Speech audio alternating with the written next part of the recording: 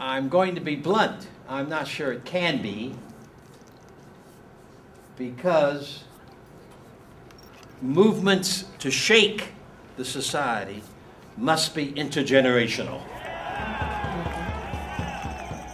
When I saw the people on Wall Street taking over, it just brought back some images from that time in 61, 62, 63, when we battled racism in the South. But this time, you have a group of people who were like dealing with some things that are troubling my mind now.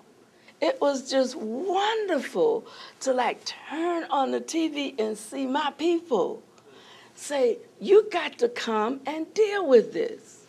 Wonderful. I've been in the movement for over 50 years. I live in Greensboro, North Carolina, the home of the historic sit-in movement that spread across the nation. Occupy Wall Street is one of the most beautiful, significant, and powerful movements emerging in this century in our country. I started in the movement as an activist in high school in Richmond, Virginia, and moved on to Duke University in the 60s, one of the first black students, and I am just ecstatic about the fact that that is happening in New York, in my hometown, Greensboro, all over this country, all over the world. It really offers some hope. Let me first say my complete solidarity with what the young people and older people are doing in terms of expressing anger and frustration.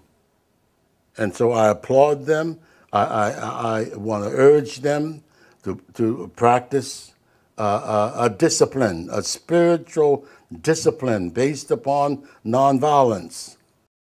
Having been on the staff of SNCC, the Student Nonviolent Coordinating Committee, in Mississippi, in Alabama, in Georgia, went to jail, I let out a yell. It is so time for this.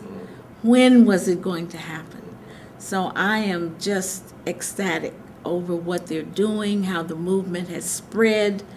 It's even in my little town in Gainesville, Florida, we have Occupy Gainesville.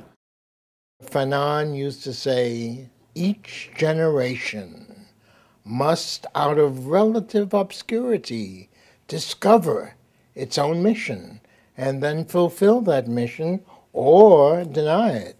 But in this case, I think the young people are trying to fulfill their mission and to do what needs to be done, and that is to address the deep inequities in our society based on the financial arrangements of our society, inequities that lead not to life but to death.